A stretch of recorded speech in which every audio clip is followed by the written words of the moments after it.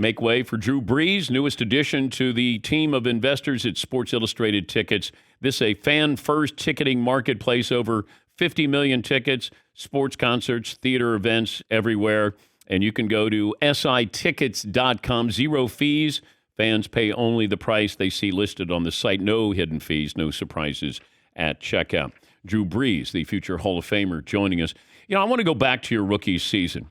And you were drafted, you go to the Chargers, and you sit. Were you ready to play your rookie season in the NFL?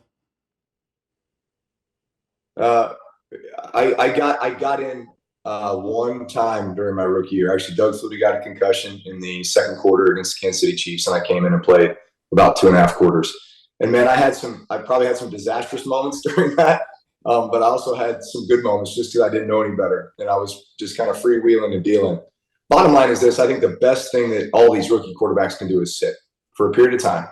And I don't know if that's a full season, part of a season, but I do have a formula in my mind for, I think, when a QB ends up being ready to play at the next level. And every guy's going to be a little bit different, but I think it has to do with the combination of the experience that they have leaving college, the type of system that they've been in college, and then how much time they sit in the NFL. But yes, I think it's very beneficial for a guy to sit for a period of time behind a veteran quarterback.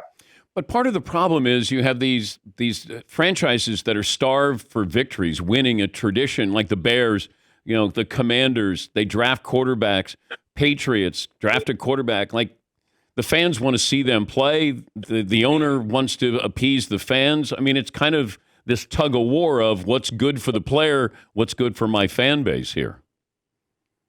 Yeah, well, I'll give the Bears as an example. Justin Fields obviously has an incredible skill set, and I'm excited to see how Pittsburgh uses him this year. I would actually envision a situation where it's almost like a Taysom Hill type package, like we had in New Orleans, where Russell Wilson is your starting quarterback. Justin Fields is getting 7 to 10 snaps a game. How problematic would that be for a defense, right? He can come in and do many things explosively in the run game and the pass game. Why wouldn't they have started him off that way as a rookie? Hey, you're not going to be the starter, but we're going to have a package of stuff for you that just brings you along, that kind of gets your feet wet and gets you into this without kind of feeling like you're just throwing the whole thing on his shoulders. I just think if you look statistically at the guys who have succeeded when they came in day one as the starter, it's not very many, especially if they were in a situation where the job was given to them versus they really had to go out and earn it. I think there's something psychological to that. How important is the schedule release to players? How much did you take note of it? Oh, absolutely. Absolutely. I was to the second, the minute that would come out, you immediately start visualizing where you have to go, the time of year, the teams you have to beat. If you've got a couple of these, back-to-back games, if you have a Monday night, hey, short week, and then we got to go here and play this. Who do we have on Thursday night? Like, you immediately begin to kind of formulate your strategy for the season based on that schedule. Well, you're looking at your bye week. How do you end the season? You're playing a conference opponent. You're going overseas. You're all those. Yeah, it's like you're trying to plan 5 months. Well, yeah, and then you start getting the text messages from family like, "Hey, we're coming down to this game, right?" you gotta manage all that stuff too. Was there a team when you go, yes, I can't, like, we're playing this team? Like, do you look forward to playing that team? Who was that? Well, I think immediately you're looking for primetime games, right? Like, you're looking for Sunday night, Monday night, Thursday night, right? Like, when America is going to be watching, you're the only game on television. There's a reason that you guys are going primetime against this opponent, right? So there's those. You certainly look at the divisional opponents, but I feel like that's become a bit more formulaic. Like, it's you play them in the beginning and then you play them at the end, right? And then everything in between is just, whoever, whenever. You start looking at games where you could get some potential weather. Like, for example, I'm looking at the Saints this year, and it's at Green Bay, December 23rd, right? So immediately in my mind, I'm thinking, all right, here we go, 20 degrees, it's going to be snowing, right? You start visualizing what that moment's going to be. So all those factors and variables. What kind of welcome reception do you think Sean Payton gets when the Broncos come to New Orleans?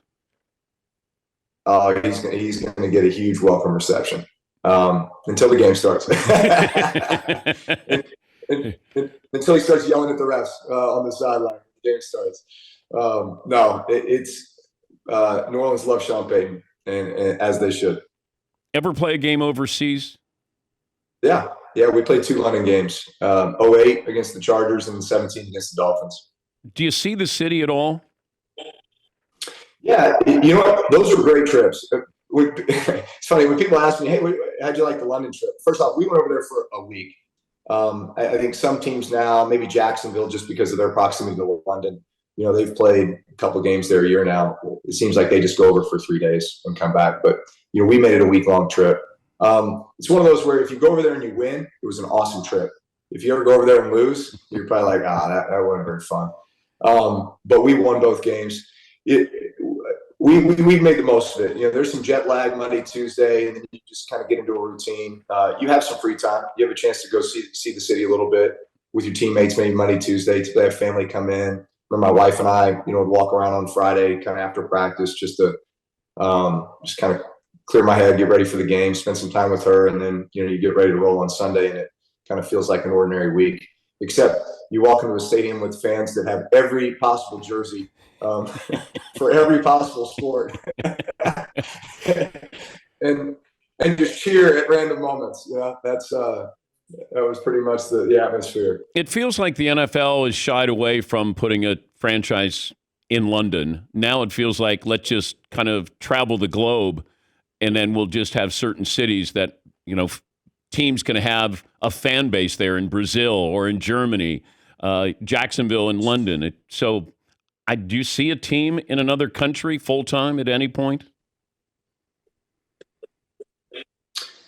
It's a good question. I know they've been talking about it for a while. I don't think so. I think logistically it'd be difficult. But obviously playing the sport in London, we've had these Munich games, Mexico City, going to Brazil this year, right? So I think being able to spread the knowledge and the love of the game, throughout the globe.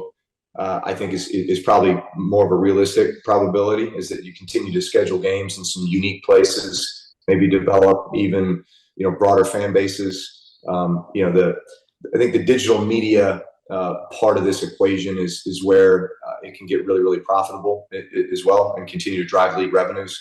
So to me, that's the more realistic approach. Tell me what you're doing with Sports Illustrated tickets. Yeah, so Sports Illustrated tickets, obviously we all know the Sports Illustrated brand. It's one of the most iconic brands in all of sports. I think when I was a kid and when most of us were growing up, that would have been our ultimate goal, was to be on the cover of Sports Illustrated. I had the great fortune of being able to do that a few times. Now Sports Illustrated is getting into the ticket business. There's a Sports Illustrated ticket platform that actually has an NFL partnership, right alongside Ticketmaster, SeatGeek. But at the end of the day, we feel like we will do it better and can do it better. It's a transparent process. There's nothing worse than, as a fan, when you go onto a ticketing website and you see a price, and then by the time you get to the end, there's this fee and there's that fee, and now it's twice what you thought it was going to be. That's not the case with Sports Illustrated tickets. It's a very transparent process. We have an NFL partnership. We've got $2.5 billion, billion tickets inventory when it comes to sports, concerts, theater, the best venues in the entire country. So we wanted to provide that platform for fans, that experience, and it's just another vertical that Sports Illustrated is in, that just continues to build the iconic brand. It's sitickets.com with 0 fees. Yeah, you have that iconic cover with you after winning the Super Bowl with your son wearing his headphones. How old is he now? He's 15. It's incredible. Hard to believe. Because I've got that Sports Illustrated cover in my office, holding him up, and he'll walk in and I'll have that moment of reflection every now and then and just say, "Son, can you believe, here we are, and I'm about to coach you in high school sports, playing football, lacrosse, and just becoming a young man." So one of my greatest joys in life as a father is to watch my son play, watch him grow up, be a part of his life. But really, all of our kids, it's kind of a crazy time for us. We're in the thick of it. Have 7-on-7 playoffs on Friday this week, and some lacrosse playoffs, some baseball playoffs, and it's the greatest. Before I let you go, any advice for Tom Brady when he gets in the booth? Yeah, you know what? I think he did it right by taking a year off. Sometimes I wish I would have done that. I jumped right into the booth. I'll tell you what, I love broadcasting games. The preparation was very much like playing the game. And I think he and I are wired in a lot of the same ways. I don't think that's ever going to leave us. You just kind of watch the game different, you see the game different, and then you can communicate the game different. I think he's going to do a great job. I think he spent a lot of time studying some of the greats in the business, and we'll see. But obviously, he has a wealth of knowledge and experience to share. Great to catch up with you again. Good luck with the kids, and thanks for joining us. You too, DP. Thanks, man. That's Drew Brees, future Hall of Famer.